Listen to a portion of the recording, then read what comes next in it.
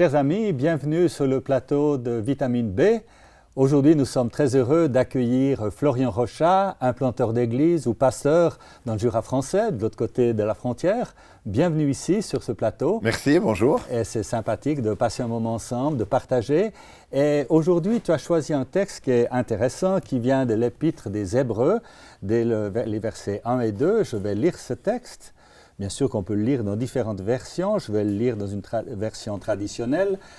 Nous donc aussi, puisque nous sommes environnés d'une si grande nuée de témoins, rejetons tout fardeau et le péché qui nous enveloppe si facilement, et courons avec persévérance dans la carrière qui nous est ouverte, ayant les regards fixés sur Jésus. Un beau texte, c'est vrai qu'il peut y avoir beaucoup de choses à dire. Tu as choisi ce texte, mais le nous, qui c'est ce nous ? Ce nous, c'est nous, nous tous, au sens très large du terme. D'ailleurs, ça commence par le fait qu'on est environné d'une très grande nuée de témoins. Donc ce nous, pour moi, c'est le nous d'aujourd'hui, mais c'est aussi le nous de l'Église de tous les temps, de tous les siècles. Et c'est ça dans ce texte qui est extraordinaire. Ça nous ouvre une dimension cosmique de tous les temps avec cette très grande nuée de témoins. Et alors, ce nous, il est dit qu'il faut courir, donc il y a une action, il y a un but. Ce but, qu'est-ce que c'est ? Eh bien, il me semble que ce texte, et tu t'es arrêté à ce moment-là, un peu au milieu d'un verset, c'est les regards fixés sur Jésus. Voilà le but de tous les jours, et puis le but aussi pour la vie éternelle, c'est d'avoir les regards fixés sur Jésus. Voilà. Et il est fait mention de fardeau, difficulté, comme s'il y avait une barrière qui nous empêche de courir. Alors c'est ce fameux « débarrassons-nous ». Voilà. Ça, c'est le cœur de ce texte qui est le plus dur à vivre, hein, parce qu'entre la nuée de témoins et puis la vie éternelle, il y a le tous les jours. Et ce tous les jours, c'est débarrassons-nous. Hein, mais débarrasser de quoi ? Le texte le dit, de tout ce qui nous embarrasse si facilement, du péché. Mais le péché, c'est un terme théologique, mais il y a tout ce qui nous embarrasse dans notre marche de tous les jours. Je me souviens, il y a quelques années, j'avais lu une sociologue, je ne sais plus si elle s'appelait Felber ou Felder, mais qui devait être suisse de la région de Genève, qui avait fait une étude et qui avait dit, en fait, si on voudrait arriver à vivre, après toute son étude sur les Suisses, sur comment ils vivaient, etc., une très très grosse étude, elle arrive à une conclusion, il faudrait qu'on se débranche. Débrancher de tout, débrancher un peu des iPods, des tablettes, des ordinateurs, de la radio, de la télévision. Débrancher de la société. Oui, pas se débrancher de la société pour vivre reclus dans un couvent, ce n'était pas du tout son idée. Mais pour mieux vivre aujourd'hui, en plein avec notre famille et les autres, et pas retiré. Mais qu'il fallait qu'on se débranche, parce qu'on vient des personnes impossibles à communiquer tellement qu'on est branché. Ben oui. C'est le comble. Ah ouais, c'est le comble, voilà. Alors il me semble que ce texte est très moderne, alors qu'il date de 2001. Où on est invité à se débarrasser. Mais alors, on est invité à courir avec cette grande nuée de témoins. En fait, c'est tous ceux qui nous entourent, tous ceux qui courent aussi avec nous. Mais en fait, tout cela, quelles sont les implications dans la vie de tous les jours ? Toi, tu es en France, tu as quitté ta Suisse natale, tu es allé là-bas, tu avais un idéal. Qu'est-ce que c'est cet idéal ? Est-ce que c'est vivre cela ? Est-ce que c'est pour toi aller travailler en France ? Est-ce que c'est courir ? Est-ce que c'est se débarrasser de ce fardeau ? Est-ce qu'il y a le Christ qui est ton but ? Alors, c'est exactement ce que tu dis au niveau du concret. Alors, je dis bien, j'essaye. Je tends. Il y a un autre texte biblique qui nous parle aussi de l'apôtre Paul qui dit « je tends, j'espère, j'essaye », qui parle aussi de course d'ailleurs, l'autre texte. Ce texte le suppose aussi. Hein? Alors, oui, mais j'ai hésité entre celui-là et l'autre, où il dit « j'espère remporter le prix de la course ». C'est de nouveau un texte qui parle de courir. Et moi, j'aime bien l'apôtre Paul. Mais alors, pratiquement, quelle est ta course de tous les jours, là, dans le Jura français ? Alors, la course de tous les jours, je pense que c'est... Enfin, je voudrais, dans un premier temps, peut-être pas trop le personnaliser, parce qu'il me semble que c'est vraiment de rejoindre aussi nos téléspectateurs et la vie de chacun. Ouais. C'est-à-dire, on est tous avec ce but. C'est pas moi, comme implanteur, ça, dans le Jura français, courir, nous débarrasser, voir Jésus. J'aimerais que ça puisse être la vie de chacun d'entre nous. Hein. C'est pas... Après, ce que je veux volontiers répondre, ce que tu me demandes au quotidien. Au quotidien, c'est essayer, tu l'as dit au début, dans ce travail d'implantation d'église, qui est un grand défi, qui est un idéal et un grand défi, c'est vraiment concrètement voir Jésus. Ça veut dire quoi ? Ça veut dire avec ses témoins, parce qu'on n'est pas tout seul, hein, c'est ça, avec les autres, essayer de voir Jésus. On n'est pas tout seul pour voir Jésus. Donc concrètement, ça veut dire avec les témoins, déjà dans la famille, hein, avec mon épouse, avec les enfants, chacun sait, c'est pas toujours évident de vivre déjà en famille. Là aussi, il faut essayer de se dire, il y a le fameux livre « Que ferait Jésus à ma place ?» C'est ça, voir Jésus. C'est de se poser simplement. Moi, je n'ai pas tous les jours une vision de Jésus qui apparaît, hein. même très rarement. Mais ça veut dire voir Jésus. Ça veut dire essayer avec les autres de comprendre ce qu'il veut, ce qu'il nous demande. Qu'est-ce qui fera notre place? On tâtonne. Et puis la course, il n'y a pas trop besoin de la rechercher, elle est là tous les jours. Donc ce n'est pas tellement la course à rechercher, mais le débarrassons-nous. Ouais. Mais alors, comment est-ce que tu fais pour te débarrasser? Alors, comment je fais pour me débarrasser? Ça, c'est une bonne question. Je n'ai pas de recette. Mais par contre, il y a un certain nombre d'aides. Une des premières choses, c'est essayer de se dire quel est l'essentiel. Je crois que c'est pour se débarrasser, c'est-à-dire d'essayer de viser. Je crois que j'ai un petit mot de John Lennon sur mon bureau. Je crois que c'est son fils, sauf erreur, qui disait au fond, mon papa a chanté et parlé d'amour toute sa vie, peace and love et autres, et puis nous, on n'a pas été aimés. Ça, loin de moi de jeter la pierre à John Lennon, c'est plutôt moi-même qui je dis, mais est-ce que j'arrive, et pas toujours, est-ce que j'arrive à aimer ma femme, mes enfants, l'handicapé de l'Église? On vit aussi avec mon père qui a 93 ans, qui est handicapé.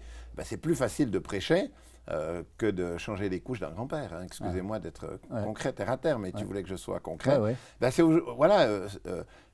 Il faut travailler dans le concret, de voir Jésus, d'être les uns avec les autres, et nous débarrasser de ce qui nous embarrasse si facilement pour essayer de nous concentrer sur l'essentiel de la vie, qui est finalement l'amour. Mais alors maintenant, dans la société du Jura français, monsieur tout le monde qui va à son travail, qui travaille dans une boulangerie, dans un restaurant, qu'est-ce que tu leur apportes? Comment est-ce que tu fais pour les inviter à courir avec toi quelque part? Alors on essaye, c'est la même recette que la famille. Hein. Si ma femme et mes enfants et puis les gens de l'Église au proche de nous ont besoin simplement d'attention, au fond, c'est comme ça qu'on peut résumer, eh bien le boulanger, le pharmacien et mon voisin de palier, c'est aussi ce que je peux me reprocher, c'est de ne pas avoir assez d'attention. C'est-à-dire que ce n'est pas réservé aux chrétiens ou à l'Église, ça. Si on veut être pertinent dans la vie de tous les jours, c'est d'avoir une attention pour l'autre. Et c'est pour ça qu'en ayant les yeux, si on se débarrasse sur des choses pour se concentrer sur Jésus, ça nous permet d'être dans cette course de Dieu, de voir les choses justes. Hein, un de nos lieux d'implantation, c'est Morée. C'est la capitale de la lunette. Voilà. C'est là que donc vous voyez les choses en face. Voilà, que la lunetterie a été inventée. Donc on est aussi rappelé à essayer d'avoir les bonnes lunettes de Dieu pour voir l'essentiel, pour voir ce qui vraiment compte. C'est ce que Paul, si c'est Paul qui a écrit les Hébreux, on n'est pas très sûr, mais enfin, l'auteur de l'Épître des Hébreux peut nous dire quand même, il a compris qu'il fallait, si on veut voir Jésus, se débarrasser. Et puis comme la course, des fois on est un peu essoufflé, des fois on est fatigué. Et puis alors, je reviens à quelque chose que tu me posais comme question, mais comment on fait au quotidien? Savoir prendre aussi les temps de repos, de distance, de congés, de vacances, des choses très spirituelles, de savoir s'arrêter, de savoir prendre la distance des choses. Et je pense que c'est une manière de s'arrêter. Bon, on parle d'implantation d'église, ça veut dire que c'est des petits groupes de personnes qui sont appelés à grandir, d'autres sont appelés à se joindre. Comment est-ce qu'avec ces petits groupes, vous êtes à 2-3 endroits, comment est-ce que vous faites pour que tout ce petit groupe, cette église, cet embryon d'église, parte dans cette course et puisse aller rejoindre les autres Alors effectivement, j'aime bien le terme que tu dis d'embryon, parce qu'embryon c'est petit, c'est fragile, mais c'est la vie, il y a tout en puissance là, et on sait qu'il y a besoin de veiller sur les embryons. Et c'est un peu notre travail de coordination de ces petits groupes. Donc on essaie de travailler à l'implantation d'églises de manière très diverse. Hein. On peut faire une nuit du gospel, on peut faire une soirée spaghetti, on n'est plus tellement à l'ère où on va prendre un podium sur une place publique, mais on essaye d'être parmi et avec les gens, et puis de faire ce qu'on appelle une sorte de circulation des dons et des ministères des uns et des autres. Donc nous sommes des petits groupes, sur Morée dans le Haut-Jura, sur Dole, qui est la ville la plus importante du Jura, mais qui reste des très petites villes. On a une zone très rurale, Louhans, Saône-et-Loire et Montigny où on habite. Donc on essaye de coordonner, de faire circuler cette vie entre ces embryons d'église, embryons de personnes, et d'encourager chacun dans ce qu'il est, dans ses dons. Et est-ce que tu as l'impression qu'en tant qu'Église, vous arrivez à apporter un plus dans la région? On aimerait toujours faire beaucoup mieux et beaucoup davantage, hein, ça c'est sûr. En amour, on aimerait être meilleur, en attention, on aimerait être meilleur, en course, on aimerait être meilleur, en voir Jésus, on aimerait être meilleur. Donc dans tous les domaines, je dis non, on n'y est pas arrivé. C'est de nouveau quand Paul dit je cours, j'espère remporter le prix, j'espère y arriver. Mais en fait, on s'attend à rien d'autre qu'à des miracles. Il faut que Dieu intervienne. On aimerait on fait ce qu'on peut, mais en fait, pour les miracles, c'est Dieu, c'est pas nous. Hein. On aimerait plus d'intervention de il y a combien d'années que tu as commencé? Il y a 15 ans? On a déménagé pour la première implantation sur Morée en 91, donc ça fait une vingtaine d'années. Il n'y a pas 91. 22 ans. On a, au bout de 10 ans, fait une deuxième implantation sur la région d'Arbois, Poligny, le vignoble, et puis après assez vite, Dole et Louan dans les 5 années. Alors, je suis un peu curieux, mais pourquoi est-ce que tu as quitté ta Suisse où il y avait tout le confort, tu travaillais dans une banque, voilà. Pourquoi tu as tout quitté, tu es parti avec femme et enfants, des bagages ouais. pour courir. Ouais.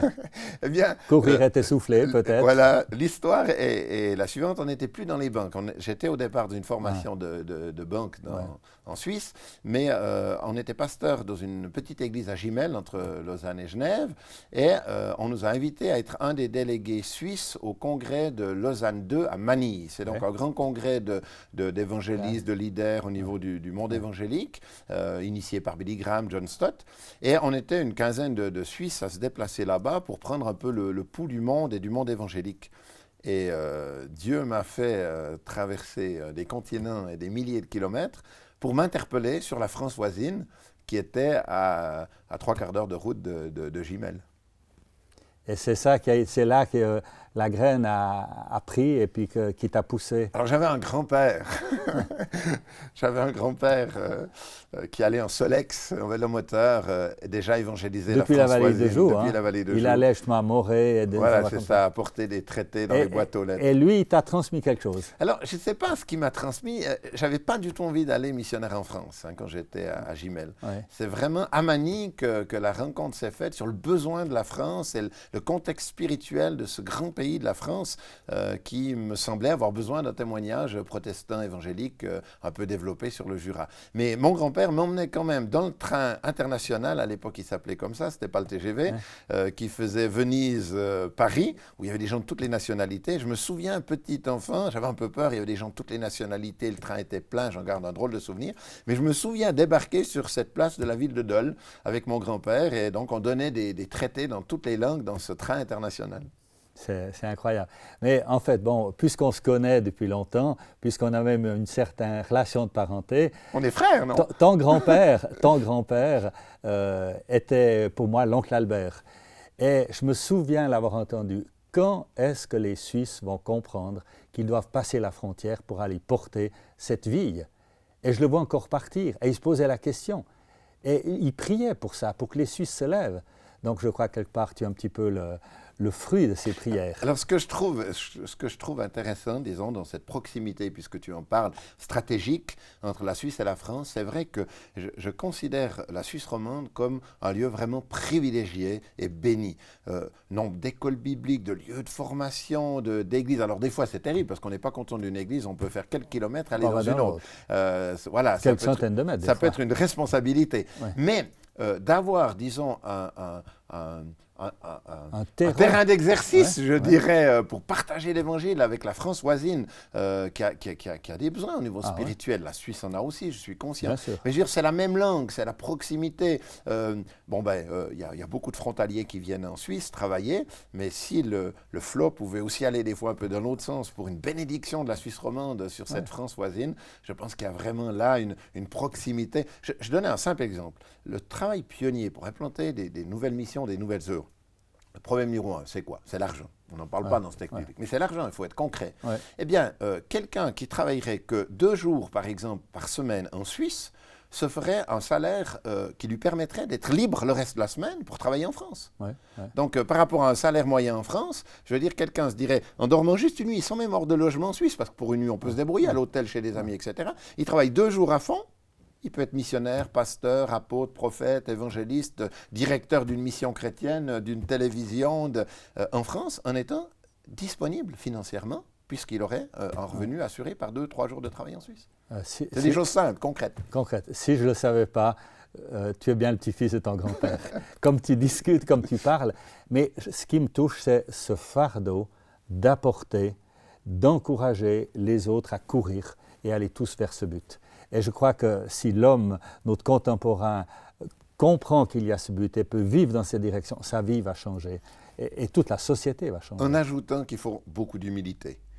J'ai commencé là-dessus en disant j'aimerais y être, mais j'y arrive pas. Et il faut qu'on soit très humain avec les autres, en ayant besoin des dons de chacun, chrétiens, non chrétiens, travaillant ensemble pour le bien de notre pays, pour le bien de notre région, pour le bien des familles. Florian, merci beaucoup pour ce temps de partage. Et c'est vrai, on va retenir ce verset, ce texte qui nous invite à courir, toi de ton côté, mais chaque téléspectateur doit aussi, je crois, s'il le désire, courir aussi. Et puis on va tous courir dans la même direction. En ayant les regards sur Jésus. Vers le Christ, exactement. Merci beaucoup, Florian. Chers amis, je vous remercie d'avoir partagé ces moments avec nous et je vous souhaite une bonne semaine et à bientôt. Au revoir.